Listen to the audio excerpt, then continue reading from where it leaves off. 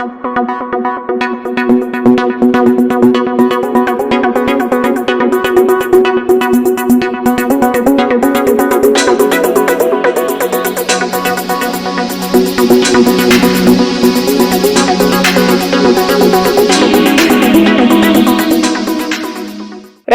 జిల్లా ఆమనకల్ మండలంలో మాజీ ఎమ్మెల్యే జైపాల్ యాదవ్ మీడియా సమావేశం ఏర్పాటు చేశారు.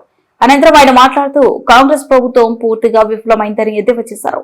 ప్రజలందరినీ మోసం చేసిందని అన్నారు. కార్యక్రమంలో బీఆర్ఎస్ రాష్ట్ర నాయకులు ఉప్పల వెంకటేష్, విజేతారెడ్డి, బీఆర్ఎస్ నాయకులు అర్జున్ రావు, పత్యానాయక్, గంప వెంకటేష్, లక్ష్మీ నరసింహారెడ్డి, ఖలీల్, నిరంజన్ గౌడ్ బీఆర్ఎస్ నాయకులు పాల్గొన్నారు.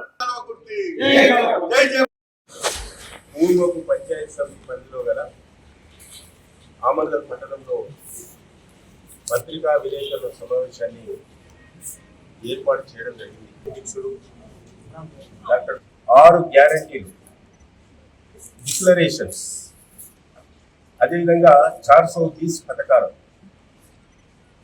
22 నెలల కాలంలో ఈ ప్రభుత్వము ఇచ్చినటువంటి హామీలు కానీ, డిక్లరేషన్స్ కానీ, గ్యారెంటీలు కానీ, స్కీమ్స్ కానీ ఎంతవరకు బహిరంగ సభ పెట్టిలో కానీ, లేకుంటే కాంట్రాక్ట్స్లో కానీ, తర్వాత బడ్జెట్లో కానీ బీసీల సంఖ్య ఎంత ఉందో ఆ సంఖ్యకు మేము దానికి సమానంగా బడ్జెట్ ఇస్తాం, స్థానిక సంస్థలో రిజర్వేషన్స్ ఇస్తాం. సిద్ధిరామయ్య ఆయన కురుమ కులానికి సంబంధించిన ప్రకటించడం జరిగింది.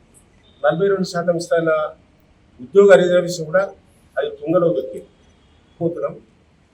రాజ్యాంగ పరిధిలో ఉన్నటువంటి 9th షెడ్యూల్లో చేర్చి పార్లమెంట్లో బిల్లు పెట్టించి పార్లమెంట్ 2/3 మెజార్టీతో ఆమోదించిన తర్వాత 42% రిజర్వేషన్ కాన్స్టిట్యూషన్ ప్రకారంగా, రాజ్యాంగ ప్రకారంగా అమలు చేస్తామని చెప్పి అప్పుడు అమలు చేసిన తర్వాతనే ఎన్నికల పోతామని చెప్పి, కానీ ఇచ్చిన మాట మొత్తం కూడా ఈరోజు మరి విస్మరించి కాంగ్రెస్ ప్రభుత్వం ఎక్కడ కూడా ప్రయత్నం చేయకుండా గ్రామ పంచాయతీ కాల పరిమితి 1 సంవత్సరం 6 నెలలు అయిపోయింది.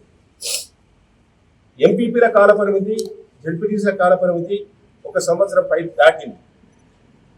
కానీ ఇంతవరకు వాళ్ళు 9th షెడ్యూల్ పెట్టాలి, పార్లమెంట్లో బిల్లు పెట్టాలి, 10% రిజర్వేషన్స్ అని చెప్పి అంటే బీసీలకు అది రాజ్యాంగం వర్తిస్తారు. ఆ రోజు ఎన్నికల ముందు 56% ఉన్నటువంటి బీసీ జనాభాను నమ్మించి ఆ విధంగా వక్రీకరించి ఆ విధంగా మోసం చేసి మాయది కాంగ్రెస్ ప్రభుత్వం ఈరోజు బీసీలకు పుట్టగొట్టిందనే విషయాన్ని ఈ సందర్భంగా నేను తెలియజేస్తా ఉన్నాను. అది కూడా పూర్తిగా బస్సులు పూర్తిగా ఎక్కడో లేవు. సగం ఆడోళ్ళకం ఉచితమన్నారు, మొగలకం డబ్బులు ఇచ్చింది.